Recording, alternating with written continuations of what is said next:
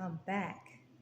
So the enemy, Black family, is trying to sabotage uh, this teaching, but that's okay. I'm in the power of God, the power of my ancestors. We're gonna get this going. All right, so we back. Fourth code of white supremacy is tricknology, cunning, deception. Like I said, do not trust them. They will trick you out of your blessings, and they have done a great job of this, tricking Black people.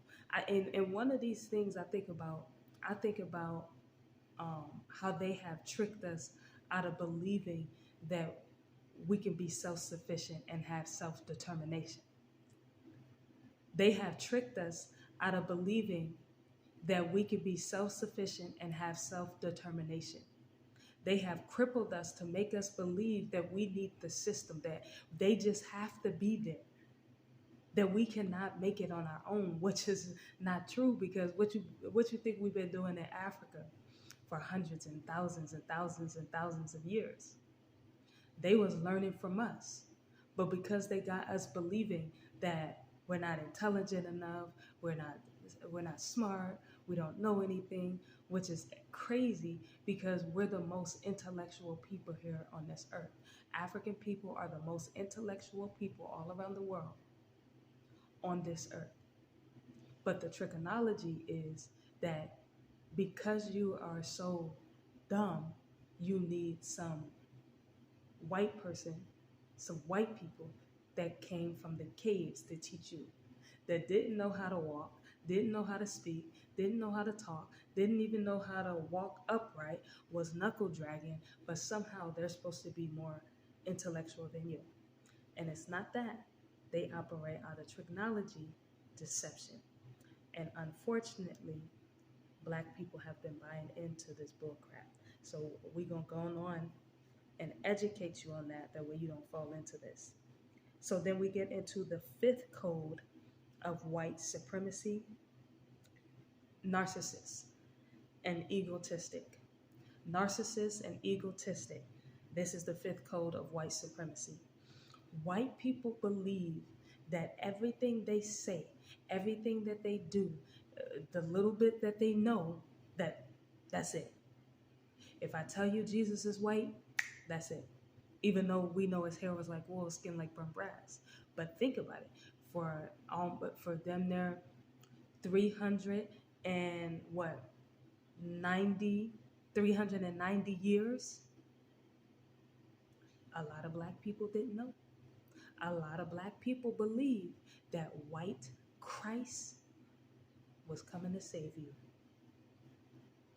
and he was in Africa. Hair like wool, skin like burnt brass. They really got you believing that there was a blonde haired, blue eyed boy that went and hid amongst Black people. A blonde haired, blue eyed white boy went and hid amongst Black people in Egypt. And you brought into that because they're very egotistical. They'll make you believe that everything they say is right. They don't want you challenging it. They don't want you questioning it at all. They're very, very, very egotistic. They're narcissists. And then on top of that, you got to look at it like this. Not only have convinced you to believe that Jesus is white, they have convinced you that their wife, their sister, their daughter should be in your schools teaching your Black children. Here she lived in way over here on the other town in Beverly Hills, way on the other town of Bloomfield, way on the other town this white suburb. But yes, she over here in y'all hoods teaching y'all children, and you going for it because you believe that everything that white people say is the truth, and they believe it too. So the fifth code of white supremacy is they're very egotistical and they're narcissists. Everything that they say goes. Everything they do is right. So you really have to be on the lookout for that, because it's not true. This is just part of the deception. So we get into the sixth code of white supremacy, black family: objective to history. Objective to history. The sixth code of white supremacy is objective to history. What do you mean by that? What do I mean by that? Well, I'll tell you, black family, they do not want you talking about African history, black history. They don't want you talking about none of it. Why? Because they do not want to be seen as the bad guys at all. This is the reason why the moment you go talking about some, y'all slaved us and then, uh, why you living in the past? Why you gotta bring up stuff that was a long time ago? That was a long time ago, to the point where you Negroes are even, yeah, slavery, that was a long, long time ago. Um, all of that stuff, was a long time ago. And then when we tell y'all, well, Ruby Bridges is 70. When we tell you, well, Angela Davis is still living. When we tell you guys um, that Harriet Tubman lived to be this long, and their grandparents even lived even longer in that time, then you guys be like, it's not that long ago. And then on top of that, everyone else can talk about their history. They could talk about their history no matter how long ago it was. But it's the moment when you go to talk about your history. They even tell you, well, let's change the subject. Why? Because white people want to be the savior. They have convinced you that they are the saviors. So you questioning about history, or questioning them about history, questioning them about, okay, why did you guys hang us? Why did you guys castrate us? You will notice they're always passive aggressive. Oh, I don't know why you guys will even, start talking about that stuff. I don't even know why you guys will even bring that up. Why? Because it destroys their white savior complex. So the sixth code is objective to history. They're very, very objective to history. And I'm pretty sure from a 5-year-old black kid to 55-year-old to 35, 25, you guys have realized that every time we bring up something about black history, or even how African history started, you will notice that they're very objective for it. And in fact, if you truly want to know if your white friend really likes you, bring up some history, because they teach their children to be objective towards it. A very objective uh, towards us as well when it comes to history, as well as when you go to believe, like when you talk about mass incarceration. Oh, no, you have a hand in that. They don't want to talk about that. When you talk about them deindustrializing our communities and our school, oh, when you talk about them putting crack in our neighborhoods in the 80s, no, um, um, they always try to flip it, because they don't want their white savior complex to be destroyed. Now, see, black family, that's very interesting. Here's a people that have committed many atrocities towards African people from the beginning. And even though they consistently create these atrocities, they want to be able to shoot your grandmother, hang your brothers and your nephews, and they still want to come to you as if they're white Jesus. And like I keep saying, unfortunately, Black folks have fell for it. And that's why we're doing this teaching.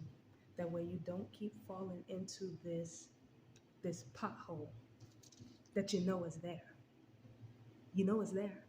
So why do you keep falling into it? You know what I'm saying? So that's what we're gonna do. We're gonna make sure that you don't fall in it no more. Which brings me to the seventh code of white supremacy: falsified science. The seventh code of white supremacy is falsified science. What does that look like? Oh, we know black people are inferior to white people because we did a study. Huh? What study? Because the study that we know that Pluto and Napoleon and all them, they came to Africa to learn about um, African science and chemistry and stuff. So where did you get that from? We do know that you guys come from the Caucasus Mountains and you can read, you can write, you can speak, you can walk upright. So where did you get that from? That we are inferior when we the ones who taught you civilization. I'm white folks. And then another thing, white people are always talking about that they know something because they are scientists, because they then studied, because we've done the research, we've done the falsified science. And unfortunately, like I keep saying, black folks then fell off into that too. You won't even question them. I had a white teacher, Mr. Martinez. He was teaching U.S. history, and I asked him. I said, "Mr. Martinez, how come you as white people? How can y'all believe that y'all was better than us?" And then he said, "Oh, cause we were here first." I said, "So how y'all get dark?" And he was like, "Oh, we ventured off in the sun and got dark." And I said, "Oh, okay." I said, "Mr. Martinez, I got one more question for you." I said, "So how the hair get nappy?" He was like, because I said, never have I ever seen a white person standing in the sun and get dark. Never have I ever seen a white person hair get nappy while standing in the sun. So how did you get dark and how did the hair get nappy? He couldn't say nothing. And then come to find out, all along, black people were here first. African people. You see what I'm saying? This is the reason why we cannot, I'm telling you, black family, we cannot be letting these people teach us. We cannot be letting our children continue to get miseducated by them. That white man sat up there and lied. See, me, I just got some sense. I just got some sense. You ain't gonna keep fooling me. I have a time you can't fool me at all. So they're falsified science.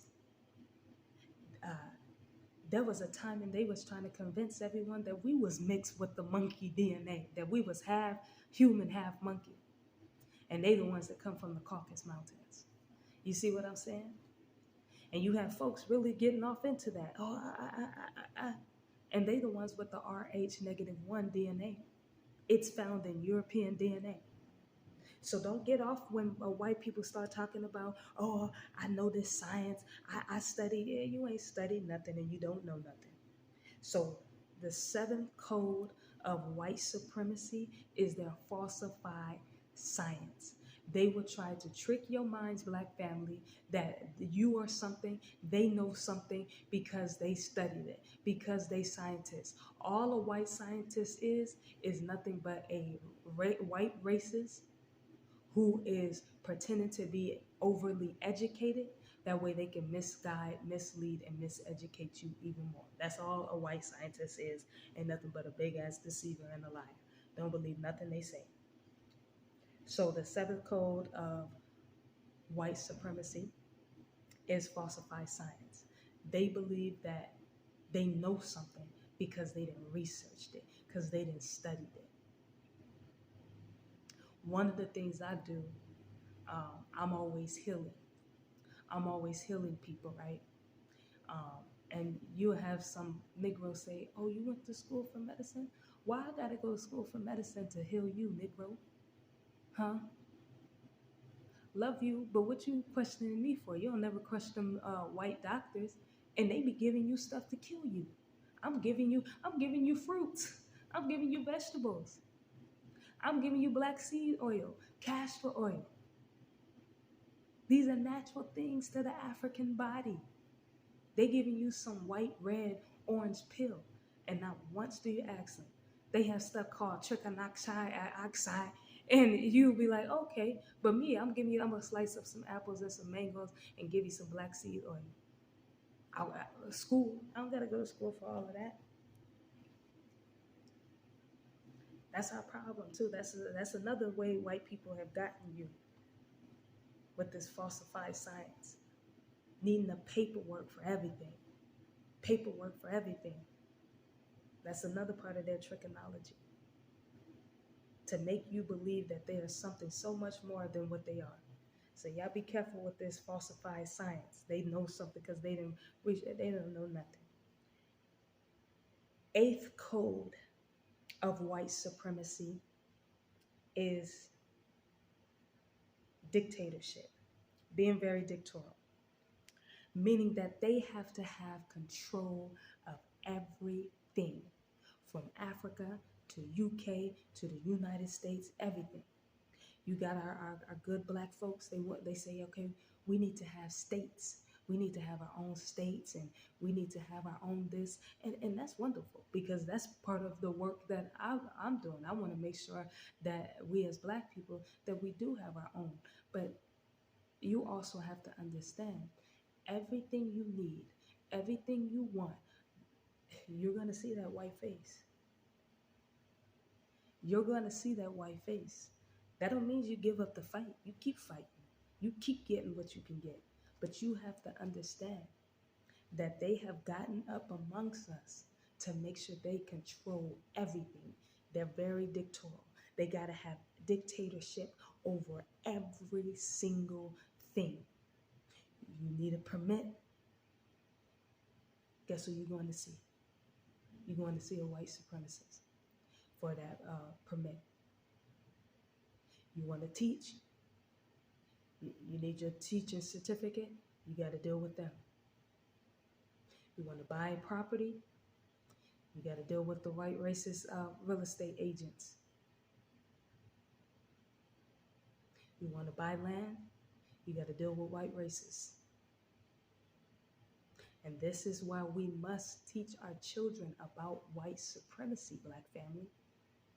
Y'all keep wanting it to be okay. Oh, maybe this one and maybe that one. And this is why we're in the predicament that we're in. We keep trying to find one good snake. We keep trying to find one good snake out of the vipers. We keep trying to find one good snake out of the cobra. We keep trying to find one good snake out of the anacondas. There's none. There's none at all. So they want to be able to control every aspect of life. Does not mean that we as black people stop. Just when you're aware, you'll know what's up. And that's the reason why we are fighting for our freedom. That's the reason why we're fighting to be liberated. That way we understand that if we have our own, we won't have to continue to worry about white supremacy. But it's very, very vital that we do know this system and how it works through these codes. Which brings me to the ninth code of white supremacy: predictive programming. Ninth code of white supremacy, black family, is predictive programming. Oh, this one is very, very prevalent. This one, the ninth one, is the one that they use the most to tear down black folks. Predictive programming, this is the perspective of how we as black people view each other, how other nations view us through this predictive programming. This is the reason why the main roles black men can get is when they're either the docile black man or the manipulated black man, the angry, passive aggressive black man, uh, the gangbanger, the thug, the thief, and I'm even seeing that even the thirsty one. They'll show you that you're super thirsty for their daughters, and you gonna harm their daughters and do something to their daughters. They show you as the wife beater, and you know what I'm saying. You're only predicted as the thug, black men. That's how they view your perspective. Everybody's perspective of the black man is that, even of himself. This is why black men of today, they will go in the studio. Oh, I blow this one off and I do this one. And all of that rap, that drill music, that murder music, all of that has a lot to do with the ninth code of white supremacy, which is predictive programming. This is the reason why the reality shows of black women always cursing, always mad, always aggressive, always gotta say this, talk behind each other's back, can't get no man, can't find no man, ain't got no man, got a whole bunch of children by this one and that one. Always angry, the mad black woman. And then when they show the children, they always showing the children dirty. They ain't got no leaders. They're nothing but gangbangers. Their hair always messed up. They ain't got no mother, no father. They predict you all the time, black children, with only just a mother or only just a father. And this is everyone's perspective, even our own perspective. So in order to tear down black people, in order to tear down the black family, white supremacy used this predictive program to completely obliterate the image of the black man, the black woman, and black children. 10th code of white supremacy. The 10th code of white supremacy is no justice. No justice. There is no justice for black people, especially how we've been taught. We've been taught to, if they shoot Trayvon Martin, we just gonna go and march and pray. If they shoot Sandra Bland, we just gonna go and march and pray. If they shoot your cousin, we just gonna march and pray. If they kill your grandma, look at that Black Panther 2. Black Panther 2 was a great example of the docileness of black religion and how they view what black people would do. When they killed their mom and they showed, they showed her shake hands. That's how they view. That's why you'll never have no justice. Black family, that's why you'll never have no justice. Because guess what? White supremacy and justice cannot go hand in hand. Because if they give you justice, that defeats the purpose of white supremacy. White supremacy says that you are not smart enough. White supremacy says that you are not worthy. White supremacy says that they are over you. White supremacy says we are able to thrive because you are behind. So why would they give you any justice? And then only knowing that all you're going to do is march and pray anyways. They know that you'll never put no organization together to take out the cops and to take out the white people that has been destroying us. They know you're not going to do that. Why? Because they've been controlling your minds since day one.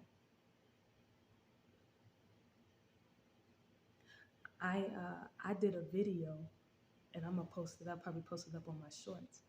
I did a video where I was showing all of the white babies and the white characters that our children watch on a daily basis. This is why black family, where are my black parents at? You have to truly pay attention to what your children are watching.